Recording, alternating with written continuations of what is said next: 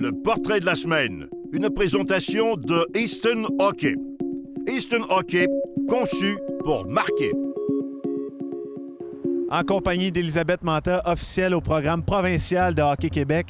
Élisabeth, si tu parlais un peu de tes débuts dans l'arbitrage, comment tu as commencé?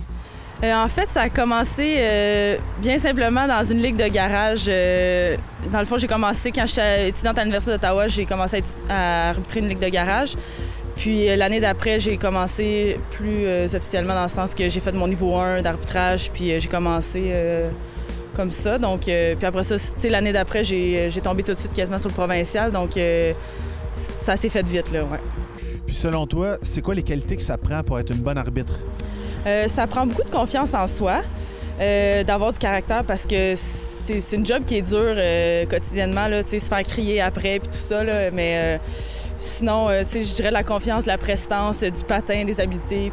C'est quoi tes buts? C'est quoi tes objectifs en tant qu'arbitre? Mes objectifs présentement, c'est d'aller au niveau international, c'est-à-dire IHF, faire des tournois à l'international, puis peut-être un jour les Olympiques, mais je sais pas ça va être quoi mon parcours encore. Tu as vécu une belle expérience l'an dernier au tournoi des 4 nations. Est-ce que tu dirais que c'est ton plus bel accomplissement en tant qu'arbitre jusqu'ici? Oui.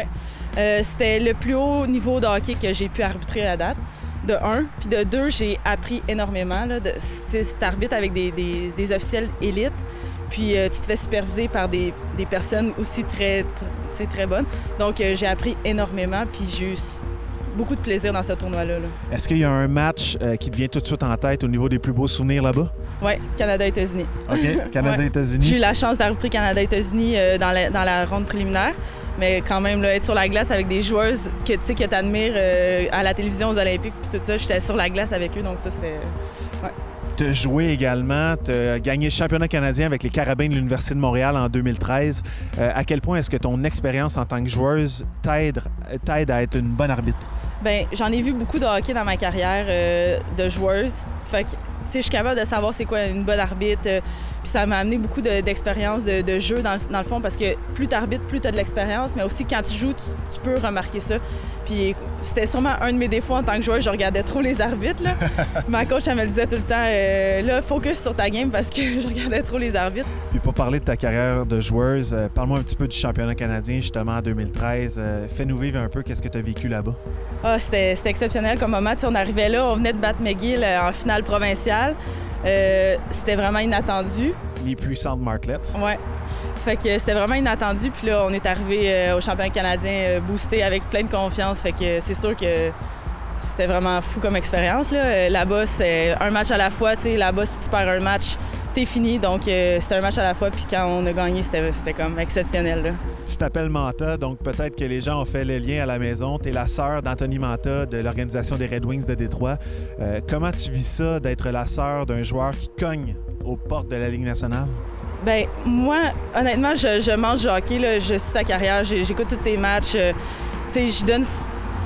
Là, moins, là, parce qu'il est rendu vraiment haut, là, mais j'ai donné des conseils quand il jouait dans le junior. Puis, autant que lui, il m'en a donné, là, écoute, c'était vice-versa. Là.